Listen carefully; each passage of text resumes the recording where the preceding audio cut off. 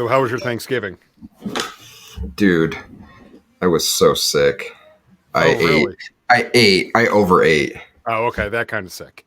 I seriously, like, the second half of Thanksgiving Day, I just laid on the couch watching TV. Like, I couldn't move. I'm usually a pretty good eater, and like can balance it, but there was so much goodness. I had to try a little of everything, and I'm like, yep, shouldn't have done that. hmm So hmm yeah. How was yours? Any major injuries in the turkey bowl? Nope, nope, nope. No injuries. But I'll tell you, it's funny. Because I think I'd mentioned in our internal Slack channel that this started out 14 years ago as just myself and a couple of my cousins just getting together to like a local high school football field and just playing football for an hour or two before going off to our various spots for dinner, and it quickly ballooned into like the entire family showing up, Yeah. aunts, uncles, and now 14 years later, you've got our kids are there playing, and like my nephew actually played with us this year, and I remember back to the first couple of years my uncles were playing, so it's fun to see. But it was funny the first couple years my cousins were much younger because Mm. I'm the oldest of all of the cousins there. So like they were young and in high school and in college. So they were like they were just running up and down the field. Now watching it this year, like age is starting to catch up with them. They're all in their early 30s now. And they're all feeling it. You could say like Yeah. at one point line up against one and he's there, he's like, come on, let's not do anything crazy. I'm like, all right, I'm fine with that, like, but then one play I just sprint off the line and he is just like, what was that? I said, I got one in me and that was it. Got one in me, and that was I, it. I got one in you, just a surprise, and you know just to have fun. So That's no awesome, major man. injuries, like nobody pulled anything, nobody tore anything, That's so good. all good. Did I So see we you did. guys had Matt? You guys had team colored shirts. Did I see We that? do every year. Okay. Like we divvy up into two teams, and we get one of my cousins arranges for T-shirts to be printed, and we go with colors. So this year we went with red and blue for the Phillies. Um, we went with like high school colors one year, and yeah, so we have all these various colors. I think the year the Eagles won the Super Bowl, I think we went with like green and silver, or like the Turkey Bowl following the year the Eagles won the Super Bowl. Awesome. So lots of fun. Good And then stuff. from there we went to my in-laws and then up to my mom's for the first Thanksgiving at her new house. Nice. Very good. Sounds like a full menu, if you will. Yeah, it was a good day. Good. Good. Back in the flow now. Yep. Yeah, and Wondering. it's like, what's that? No, no, no, go. I was just gonna say we're now into December, which December is, I mean, over. Let's just admit it. Yeah. Like we're Yeah. everybody's winding down. Like in 2 weeks, most people are gonna start taking vacation. So it's gonna be January before we know it. Yeah, it's crazy. And while there is a lot of last minute running around, especially for lots of companies, their fiscal year ends the 31st.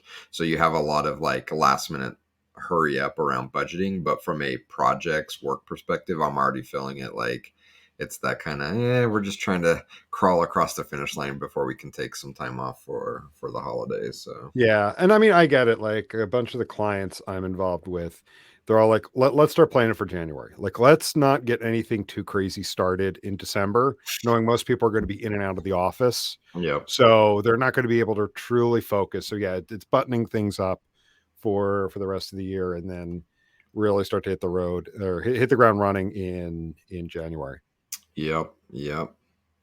And I could use a few days off. I haven't looked at our tracker in Notion, which I have like 0 days in there. So You do, because I was looking at it the other day. I'm a bad example. So I was talking to Jen earlier. She's like, I gotta cram a few more days in so I get to my minimum days off. So next year, clearly we need to be better about spreading that out across the the year. So Yeah. Well, it is interesting. I was talking to a few other folks in there because John and I have already started thinking about, you know, for next year, or at least early in January. I already have my trips booked for the year. nice. Um, like mostly all in the summer. Yeah. So I have a bunch of time already booked in there and everything. While a few others are like, at this point, I just kind of wing it. So yeah, I Yeah. definitely want to. And so for those who haven't heard some of our previous episodes, we did a series about paid time off and specifically unlimited paid time off. And is it a bait and switch? Is it not all that it's cracked up to be? And I think that was one of those episodes for the two of us, like the light bulb went off as we were talking. And the argument we were making is as you see a lot of these companies offering unlimited paid time off, um, but you're starting to see people really find it to be a gimmick. Either it's you're taking away an earned benefit that if I leave the company and have time in the bank, I get paid out for. But then you also see people that, and I've worked for an organization in the past like this where it was unlimited, but you got the look if you were taking time off. Like, what do you mean you're taking time off? And it really wasn't unlimited. Yeah. Um, so the outcome from that is it was really to put a firm definition around by what we mean by unlimited time off and put some accountability on both sides, both on leadership side but also on the individuals, in the form of a minimum, and keeping track of that, making sure that we are taking time off so that it is something that people actually use. Yeah, yeah, absolutely. And then and I don't want to turn this into a PTO discussion, but it is such an important topic in downtime and walking away. And I posted a video this morning about the importance of walking away from our desk. We're trying really, really hard to live and then show the world that we need to break these bad habits of work that we're in, that there's more to life and to work than just sitting in front of your keyboard for 8 hours a day. So yeah, forcing people to take time off and have balance has been a critical part of what we do, and I think we're just getting started. There's lots of ideas we're still continuing to Mhm. discuss around how we can continue to make that kind of work and life and the whole relationship a healthier thing for everybody. Yeah. So where this started was you were mentioning a Notion page. So we use the tool Notion for all various bits of internal documentation, engagements, um, meeting notes, just internal policies and procedures. And we have a page in there for out of office. And the way I've talked to some of the recent additions, the new team members who've joined us, um, it's not a requesting time off, because I think you and I have definitely worked for those organizations where you have to put your time in. You have to know like when you're taking time off at the start of the year, so you can request it so that you get approved for it. It's not that at all. If anything, it's let's log it so that we're able to see who is taking advantage of it and who isn't, and then that leads to a little bit of a reminder. It's been some time. Make sure you get a break in. Yeah. We again, I think we've tried to take this opposite approach of being a bait and switch to saying, no, no, no, we're going to make this public so you feel a little bit of pressure that you're taking the time off we want you to take off. So Yeah. hopefully the team has been okay with that, because it's again, I think it's one of the things that we pride ourselves on doing is, especially as lots of companies jump on the bandwagon of trendy things, and they say we do these things, but they don't actually do it. We want to do it. We want to live it, Yeah.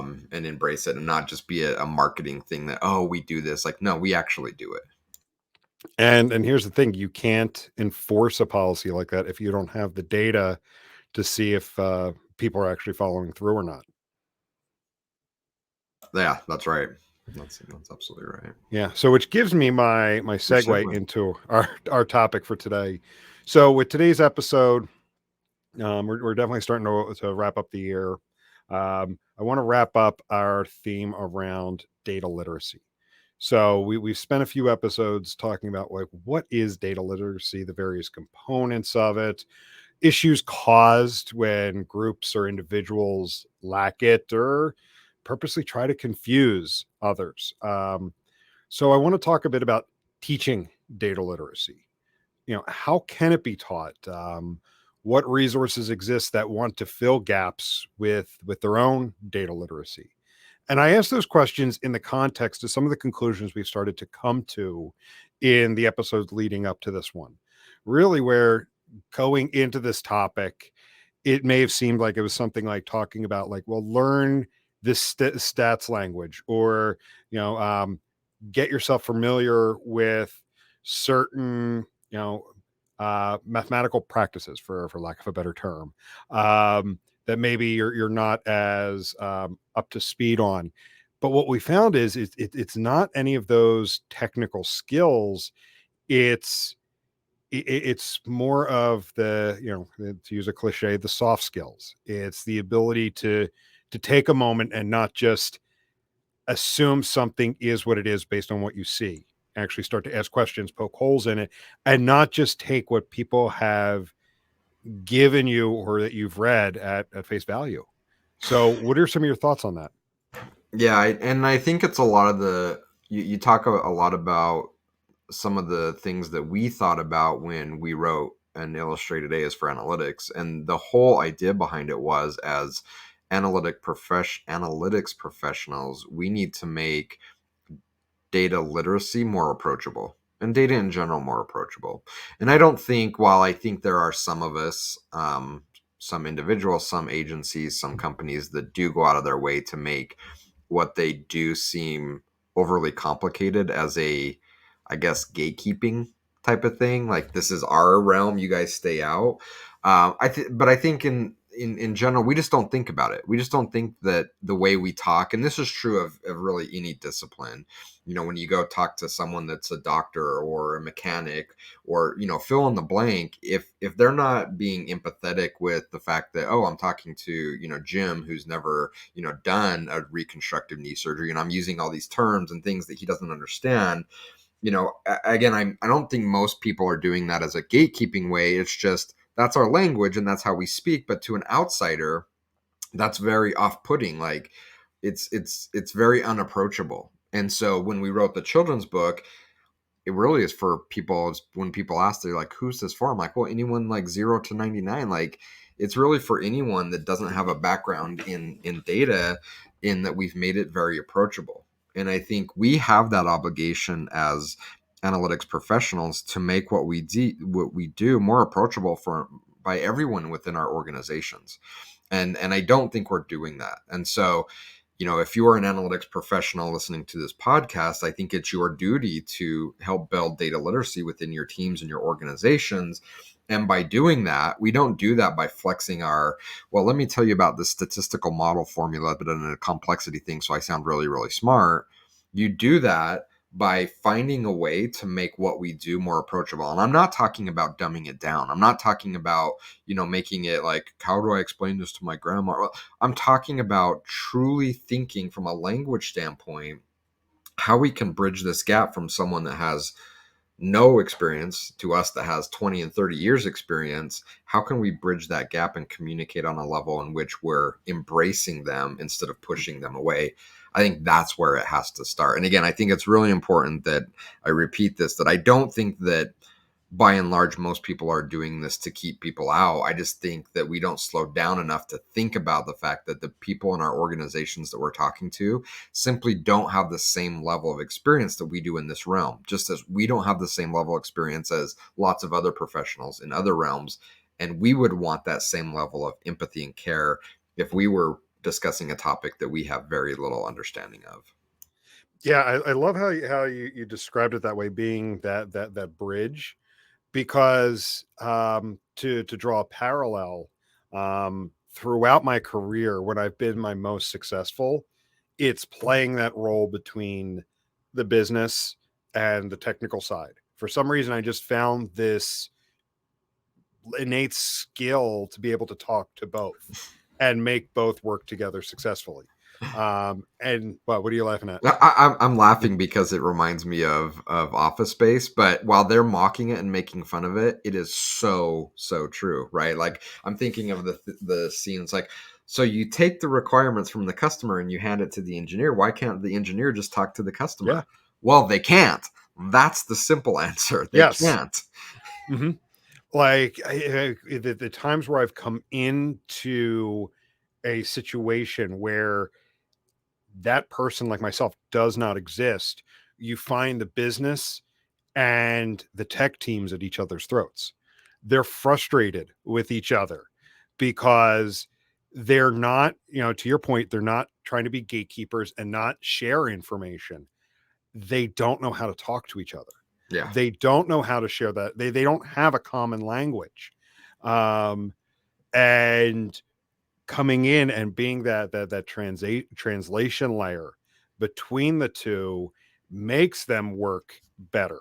And sometimes, like when I've done my job well enough, sometimes the type of engagement is come in, fix the scenario, help these two work together, and then at that point I may no longer be needed. At that point I'm redundant. But when I come in, there's a problem because they can't talk to each other.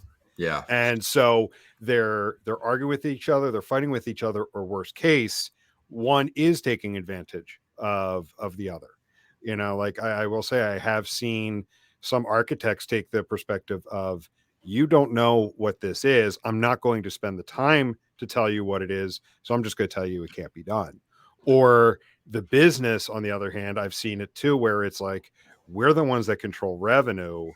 I'm going to escalate this up till you just do what I say. And I don't want to hear why it could be an issue or why it should be done a different way. Yeah. And I think I've shared this story on previous episodes, but I think it's worth resharing. This concept or idea was cemented for me when I was working client side running analytics for Spark Networks, which was a collection of online dating sites. Very early in my tenure there, I brought in a few members of our data science team to the executive readout that I had every month with the executive team to talk about the health of the business from a data perspective. And while the data science team and I spoke a similar language, clearly it was a much different language than what the executives spoke. And I was super excited about the work and the models that they were building that were forecasting lifetime value of our customers, and I wanted to highlight that, so I brought them to the executive readout, and they were talking about all this complex statistical modeling and calculations they've done, and I'm all giddy over there in the corner, like, this is so awesome. And the meeting ends, and I'm walking down the hallway, and the CEO literally grabs me and pulls me into an empty office, and says, never ever invite them back to a meeting with us again. I'm like, what? And he's like, that was a disaster. And I didn't realize what I had done was, brought them in and they were speaking my language and I was excited, but they were speaking a complete foreign language that just was, the executive team felt was a complete waste of time. And it wasn't what they were talking about wasn't valuable. It's just we were unable to communicate together. And the reason that I was sitting in that monthly readout is I was that bridge. I took the requirements from the customer and took them to the engineers, because I was able to make that translation in language to something that was more meaningful for our executive team.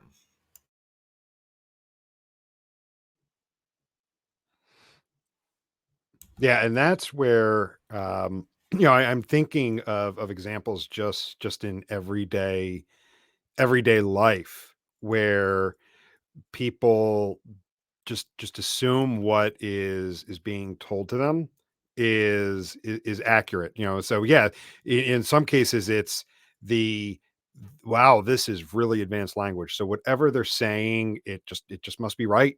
I'm not going to think twice about it. I'm not going to try to understand, like, what are you trying to say, or what are you trying to get to. But then I see the flip side of it being not understanding the language, or at least the basic concepts um, of it. They don't know when to ask questions, or if there's reason to place doubt. Um, Again, like we keep giving examples that aren't necessarily related to this, but they're all parallels. Yeah, and Yeah. again, I think this is part of communication is that we whoa. we Uh-oh. want to we want to give examples that hopefully are resonating with not only the people that are listening to this podcast that get it, but maybe people that are on the edges or in other areas that may for some reason be listening to our podcast. We want to help communicate with them as well, and that's what we're talking about. In order for us to teach data literacy, we have to make it approachable. And I think, again, far too often we're shutting people out, not deliberately. We're not trying to do this, but just the way we approach it and speak is turning people off and turning them away from wanting to learn. And so unless we open that door and embrace them, trying to raise the level of data literacy, and I realize I'm an Italian all of a sudden. My hands Mhm. are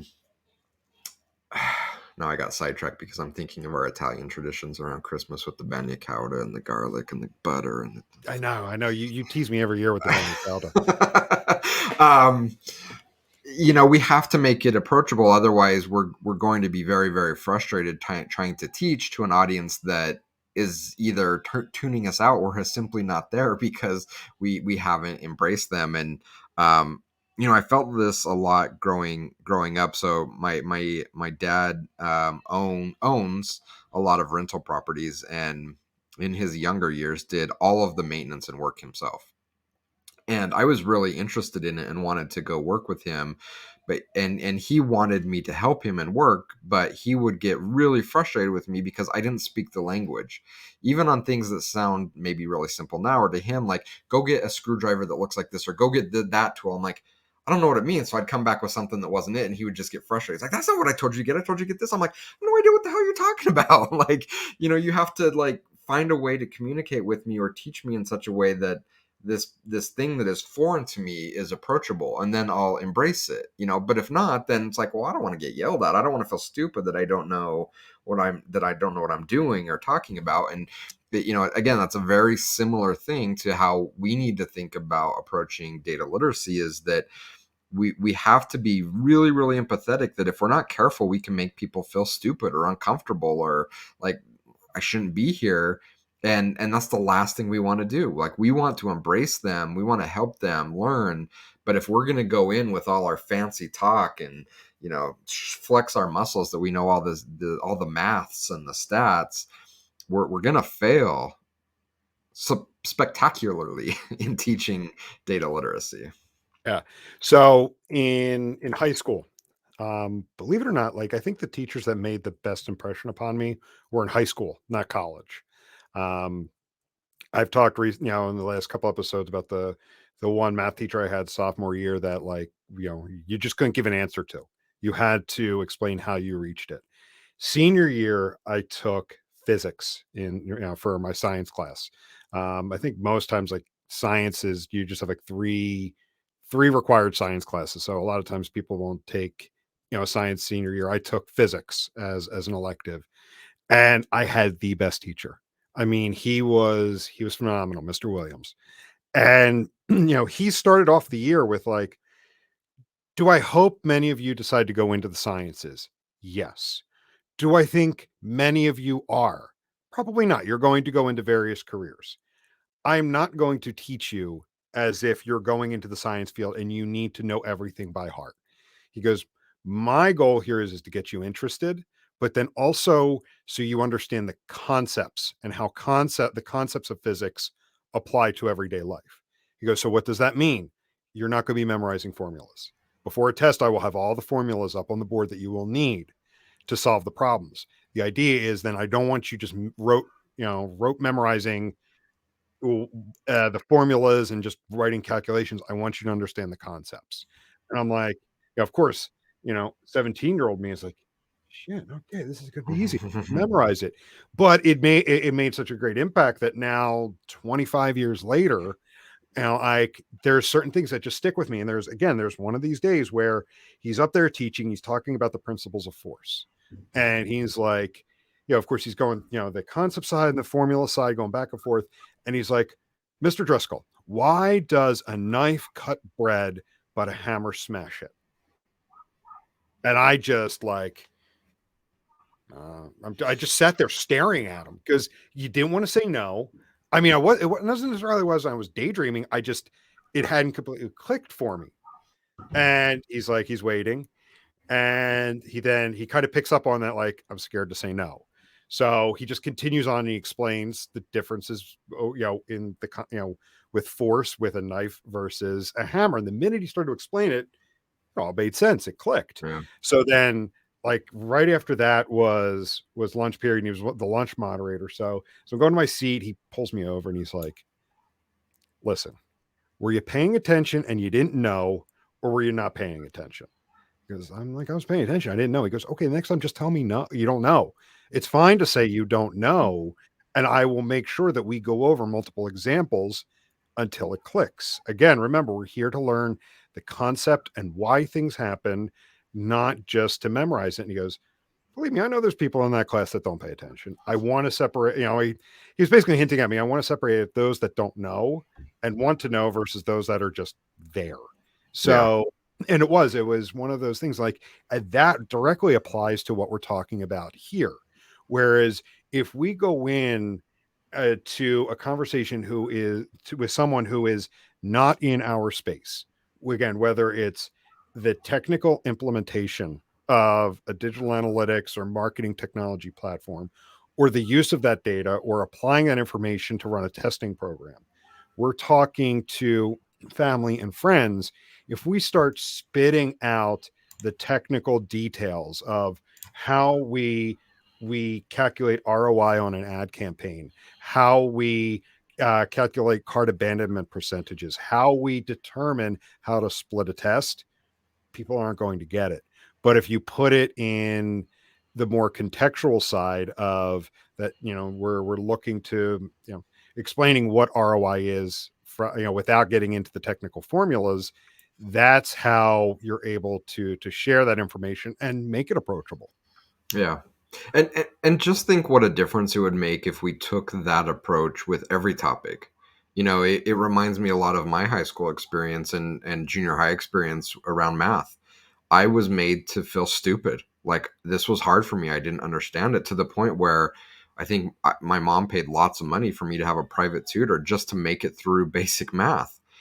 And it wasn't until I got to college where I had a math teacher and a stats teacher that made it applied and feel real and communicated to me on a level that it made sense. And then all of a sudden something clicked and I'm like, wait a minute, I'm not bad at math. I just had bad teachers that made it unapproachable for me. And not that they were bad teachers, it's just that they didn't think about how to make a topic that someone didn't know a lot about approachable so that they could learn it. And I'm incredibly grateful that I had those instructors in college that were able to do that because I'm not sure where my career would have went had that not happened because I was convinced that I'm never going to understand stats or math. This is too hard for me. It's above my level of intelligence. I can't do it. That's horrifically bad. I wonder how many physicists or mechanics or designers or engineers we're losing because we've convinced them that they're not good at things that they're actually really good at or have the potential to be really good at, but we've just made it unapproachable to them. Yeah. And that's why, if we were to look at working within digital analytics. So the role you play within digital analytics, if we shift the perspective of the conversation, instead of talking to family and friends, but working within it, you can't assume that everybody you're going to work with, that someone, with an architect is going to understand why you're asking for something. They're going to look at it from just the technical, like, this is more stuff I have to add to a page as it loads. I'm being tasked with making sure that the page loads as quickly as possible, has the, least number of potential issues. Now you're asking me to add something else. Why? Like they may just say no, like working with them to understand why, and not just saying, well, we need to do XYZ in a very detailed fashion. It's, this is to help us measure this to help improve the business. And then again, I'm making a very generic statement, but along those lines, and making this information accessible to those people that we're going to encounter in our day to day in digital analytics, but aren't as in deep as we are. Yeah, I mean it's such an important thing for us to think about in our roles because again, I don't I don't think we're doing it as a way to keep people out. But if we're being honest with ourselves and we're looking at the impact that we're having within our businesses, um, we need to be realistic in understanding that we're not having the impact that we have the potential to do because we're that high school math teacher that's making this unapproachable to these teams that we're working with and trying to provide value towards. And then we get really frustrated that we're not giving the budget we need. We're not getting given the headcount we need. We're not being invited to the table where business decisions are being made. And I think our natural humanistic response is we're being mistreated. We're not given what we need, but we need to take a bit of ownership ourselves and say, well, are we creating this? Are we, making this happen because we're not making it approachable? So, just going back to my example of working with my dad, it's like, is it any wonder I don't want to go to work because it's frustrating to me. I don't know what I'm doing. I'm made to feel stupid. Like, we need to be really gentle with people that we're working with, and we want to embrace them. But if we're not doing it in such a way that we're addressing those fears and concerns, like no one wants to feel stupid or uncomfortable, right? Like, so we need to identify that and approach it in such a way where we can make it meaningful. And if that can be done by a college instructor, for me, from a maths and stats standpoint, it can absolutely be done with our colleagues in business. That we can be the ones that strike that spark for them to become more data literate, and that makes all of us better. That makes our job more enjoyable. It makes our job more valuable. It should be something that we strive and desire to do. What do you think an analytics team in an organization can do to foster that mentality? Like I know a lot of them are already stretched thin as far as these are the weekly reports I need to get out. Monday mornings are a disaster because I got to report the previous week. And now you're telling me I need to help, the rest of the organization understand more about what I'm doing. But in all honesty, I think that's important to do. But what are some of the things that they could do? It's a great question, and I think it's a chicken and egg effect. In that the more we avoid driving data literacy and embracing people, the more work that is thrust upon our shoulders, which makes it harder to get more people involved, which puts more work on our shoulders, which makes it's somewhere along the line the cycle has to be broken, and someone has to say, well, wait a minute, all these things that are keeping me from educating the rest of the business are are not helping get that off of my shoulders, that burden off of my shoulders. And so in order for it to work, someone has to break that cycle, and we have to say, um it is worth investing the time and slowing down. And this is a problem with lots of jobs, and we face it internally as well. It's like, it's just faster for me to do it. Yeah, in the short term, but in the long term, those debts add up to the point where it's not faster for us to do it. And so we have to be okay saying, it's going to be a little slower for me to teach to do this, but in the long run, it's going to be so much more efficient, because if I'm able to raise the level of data literacy of my internal customers, then we get to a point where a lot of the things that I'm spending my day doing, they can self-service, because now I've gotten them to the point where they can start answering some of these basic and intermediate questions themselves. I've taught them to be able to do that, and I should feel really good about that. And the awesome thing is now that frees me up to use my experience and knowledge to work on even more complex and questions and answers and problems to solve. And that's really where we should be putting our brain power, but we're not, because we're so caught up in the cycle of doing um, a lot of things that ultimately we should be comfortable with the business self-serving, but we can't until we can slow down to educate them so that they can do it. And again, it's this: if we can't break this cycle, it's never going to happen.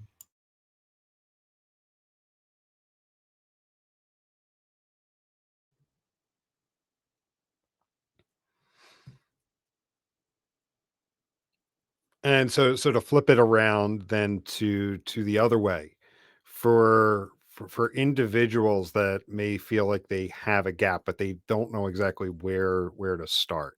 And again, like, there's the technical side of things and, learning some specific skills, but maybe maybe they're feeling like, I don't know what I'm missing.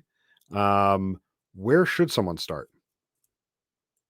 Are you saying where should someone on the outside that's looking to gain more data knowledge start, or where should someone that's an expert start in educating those that want The the former. knowledge? So flipping it The around former. from what you were just describing. Yeah.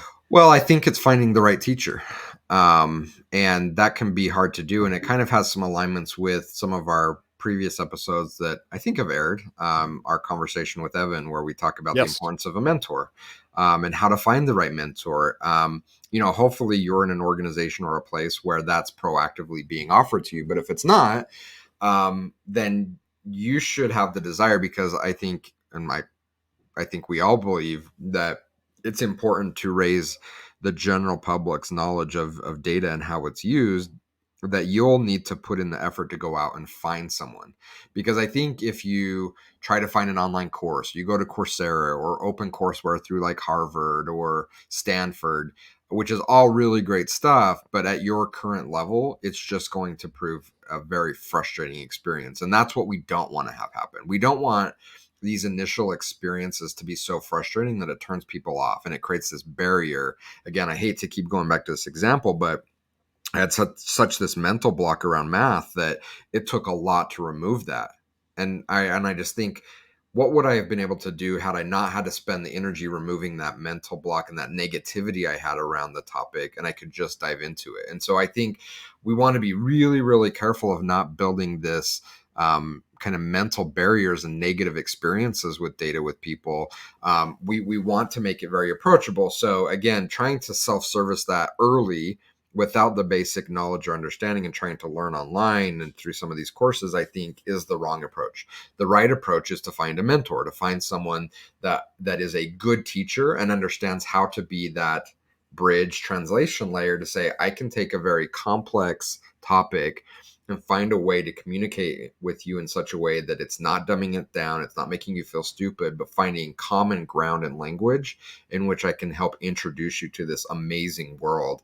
And once you get to a certain point of comfort, then you can go out on your own. Then you can go experiment. Then you can go, hike that mountain by yourself, and that would be awesome. But let us give you the basics first before you try to go tackle it on your own. Mhm.